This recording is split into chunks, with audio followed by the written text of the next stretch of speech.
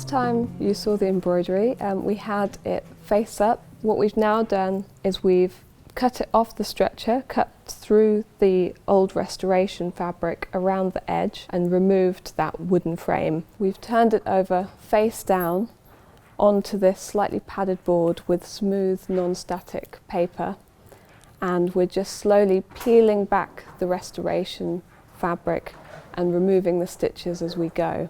So I can show you exactly what we're doing in each section. So I'm starting by just cutting these restoration stitches, the old restoration, from the back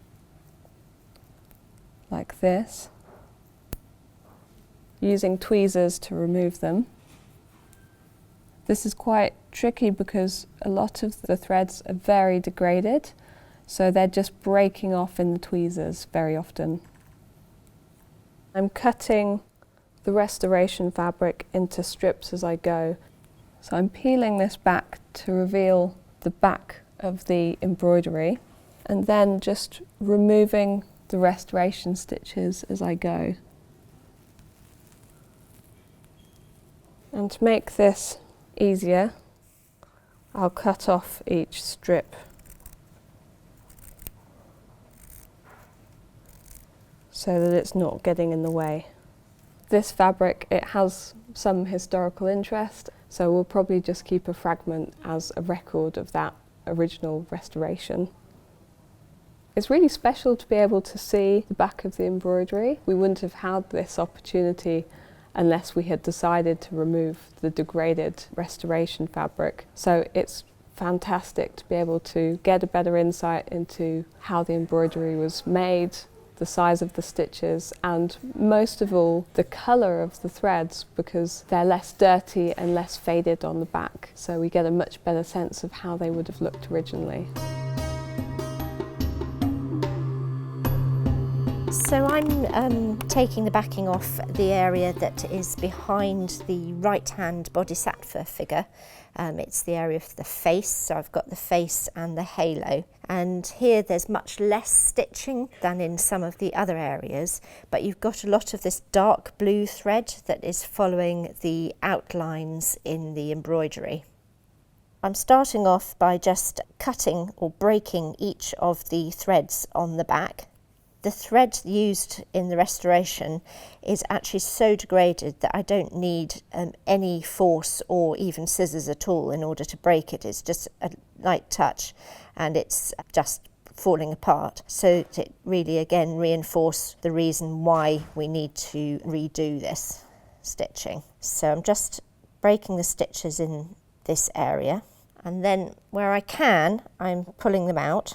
And again, you know, we're going to keep samples of these threads, but we're not going to keep all of it. Now I've sort of cut and removed some of the thread at the back, I can just gently peel back small sections of the restoration backing, and then I can slip in a piece of Melanex film just in between that allows me to cut with confidence, to know that I'm just going to cut through the backing fabric and not accidentally cut the object itself. So what's really nice now that we've revealed even more of the back of the embroidery, so you can really see some of the original colours. Particularly I like the there's this light blue and a light green in the stripes in the halo, which from the front is faded and become very dirty. Almost look the same colour on the front, but now they're definitely different colours. I have got a few of the restoration dark blue threads left in the embroidery, but again, because the thread's so degraded, it's very difficult to remove them. So I think we want to try and remove as much of this stitching as we can, but at the same time we don't want to cause any damage to the embroidery on the front by pulling threads through.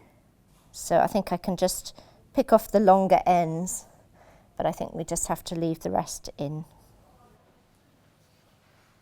So it's a fairly slow and time-consuming process. I mean, this is, we've already been doing it for the best part of a day and got this far, so I would imagine that it's going to take the two of us maybe 3 days to take the backing off.